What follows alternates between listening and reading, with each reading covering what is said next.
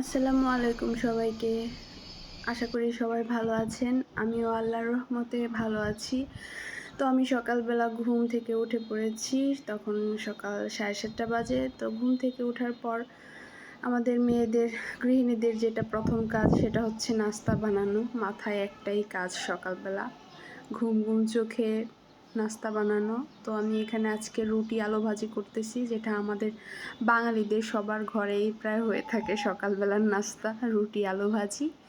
তো আমি পেঁয়াজ কাঁচামরিচ কেটে নিয়েছি আগে, আলু সব কিছুই। যে আমার টুনি এখানে ময়দা দিয়ে খেলতেছে, সে রুটি বানাবে, তারও বেলুন ফিরিয়ে আছে সব। তো এখানে আমি পেঁয়াজ কাঁচামরিচ ভেজে নিচ্ছি। ভাজা হয়ে গেলে আমি এখানে আলু দিয়ে দিব। আলু কেটে ধুয়ে রেখেছিলাম, আর তার ফাঁকে আমি রুটিও করে নিচ্ছিলাম একটু একটু করে। তো আলু ভাজির মধ্যে হলুদ গুঁড়ো দিয়ে দিলাম, লবণ দিয়ে দিলাম। তারপর আমি সব কিছু একসাথে ভালো করে মিশিয়ে নিলাম।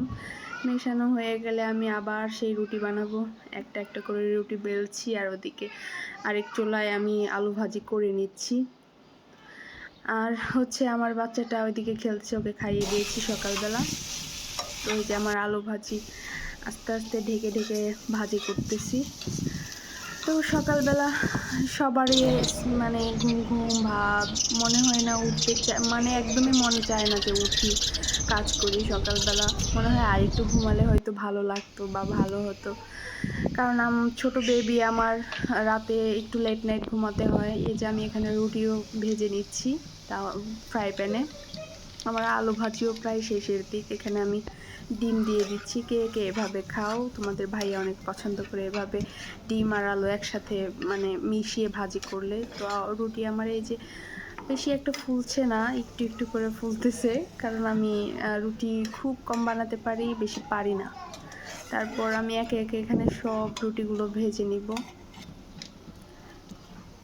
একটা একটা করে ভাজছি আর উঠাচ্ছি। এই যে আমার বাবু এখানে খেলতেছে। আমার রুটি, এই যে রুটি আলু ভাজি হয়ে গেলে আমি তোমাদের ভাইয়াকেও খাবার দিয়ে দিয়েছি। এই যে আমিও তার পাশে একটু খেয়ে নিয়েছি। তারপর আমি দুপুরের কাটাকুটি করে রান্নাটাও বসিয়ে দিয়েছি। এই যে এটা হচ্ছে আমি দুপুরের রান্না বসিয়ে দিচ্ছি।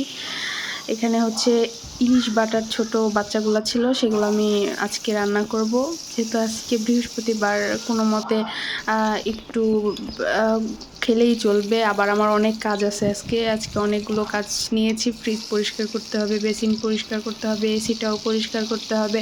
মানে অনেকগুলো কাজ জমে গেছে, যেগুলো আমি মানে করা হয়নি অনেক দিন যাবৎ। বাচ্চাটাও অসুস্থ ছিল, আমিও অসুস্থ ছিলাম। আমার যেহেতু সাইনাসের সমস্যা আছে, সেহেতু আমি ঠান্ডা খুব কম মানে হাত দিতে পারি বা পানি হাতাতে পারি। এই যে আমি এখানে পটল কেটে নিয়েছি, পটল ভাজি করব, ইলিশ মাছ, ইলিশ বাটা যেটা, ওটা রান্না করব।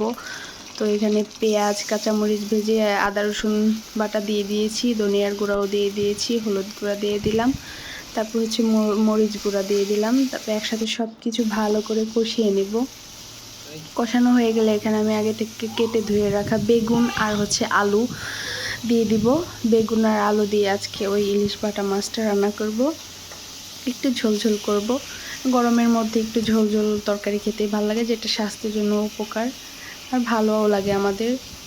এই যে আমার বেগুন মশলার সাথে কষিয়ে নিচ্ছি একটু একটু করে, সব মশলা মিশিয়ে। তারপরে যে বেগুনটাও কষানো হয়ে গেছে, এর ঝোল দিয়ে দিলাম আমি। ঝোল দেওয়া হয়ে গেলে আমি ঢাকনা দিয়ে ঢেকে রেখে দিব বলক উঠে আসা পর্যন্ত। তো এই যে আমার এখানে জাল উঠে গেছে। তারপর আমি এখানে মাছগুলো দিয়ে দিচ্ছি। তারপরে মাছগুলো দেয়া হয়ে গেলে আমি কতক্ষণ 5 মিনিটের মতো বা 7 মিনিটের মতো রান্না করব। তারপর আমার পটল ভাজি হয়ে গেছে। এখন আমি পেঁয়াজ আর কাঁচামরিচ ভেজে নিচ্ছি। কে কে এভাবে খাও? পেঁয়াজ কাঁচামরিচ কুচি করে দিয়ে কোনো ভাজি, বেগুন ভাজি, পটল ভাজি, মাছ ভাজি, এগুলো খেতে ভালো লাগে। আমার মাছের তরকারিটা হয়ে গেছে, আমি নামিয়ে নিচ্ছি।